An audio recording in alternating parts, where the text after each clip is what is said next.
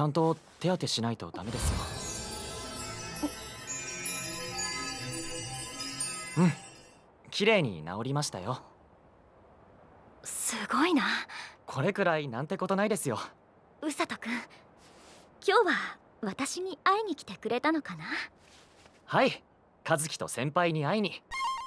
君は正直すぎるのが玉に傷だな。 So, my friends, the wrong way to use healing magic episode number 3. And I really felt, you know what? And it's not bad by any means. Let me put this energy out there. In no way, shape, or form do I think it's bad. I think it was a really great episode. But all in all, I think this was a context episode. This was an episode to kind of build up to what's coming next, which is our boy Usato joining Suzune in her training. So in this episode, towards like the last 3/4 of the episode, we learned that the dude, what's his name, Kazuki. So we learned that Kazuki is currently on a mission with I think the captain of the guards or something like that. And essentially him and Suzune are going to kind of split into 2 training sessions. They're going to go into the forest, or they're going to go into monster territory. And they both have their training, things going on for it, because they're all preparing for the next battle, with the Demon Lord's army. So, Kazuki's going and doing that, and then we find out at the end of the episode that Usato is joining Suzune in her training session. I think Rose said that Lloyd wants him to join her session, and Lloyd is the king.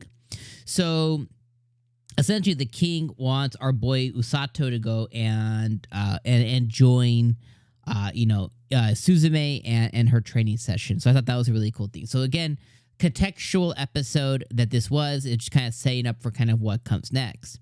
Now, the other context that this had is, again, kind of towards the tail end of the episode, we had Usato basically reinvigorating himself, or kind of like re-energizing himself, or kind of like recentering himself on what is he here for, what can he do, blah, blah, blah, blah. And he kind of recentered himself on to what his role is, which is he's going to be part of the rescue squad. He's going to be part of the folks that go in.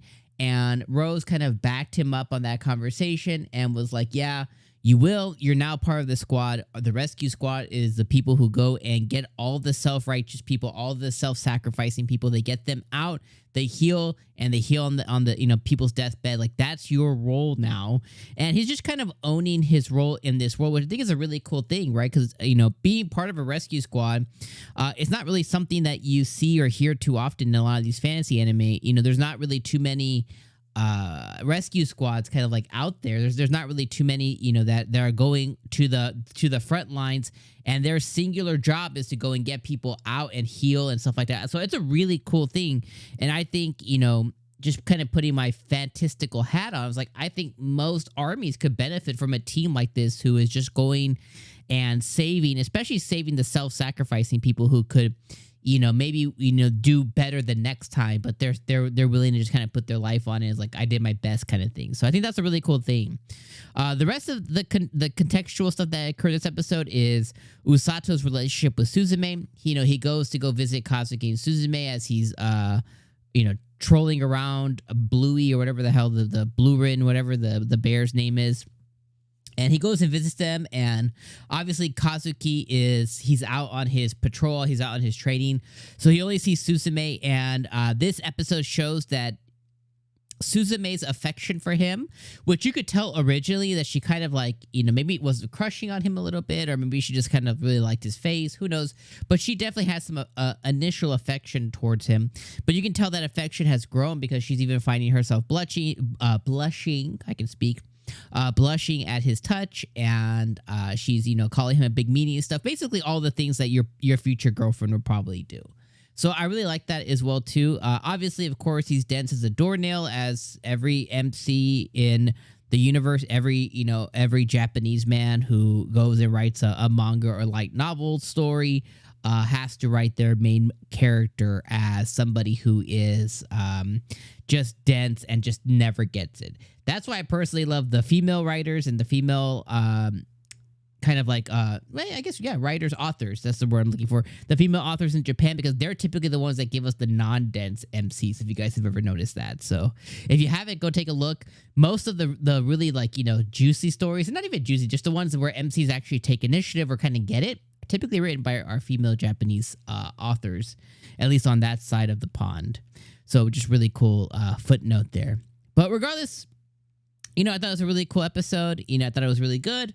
Again, just kind of like that episode to kind of get us to that next, you know, that next thing, to kind of get us to the next kind of like thing that's going to occur, which is the battle that Suzune is going to end up, you know, kind of finding herself in, which is going to be what is really going to make the show. But overall, just like before, I am absolutely loving this show. I love everything that it has. I love everything that it's doing. I love that, you know, he's a healer. I like Rose. I think she's crazy.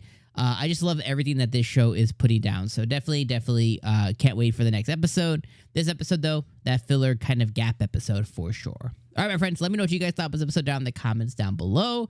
Let me know what you think about Suzune and Usato's Juicy. And of course, I'll see you guys next week for episode number 5.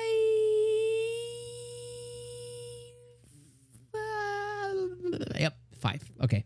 Had to triple check. Like, did I just watch 3 or 4? Like 4, right? All right. Peace out, my friends. See you next week.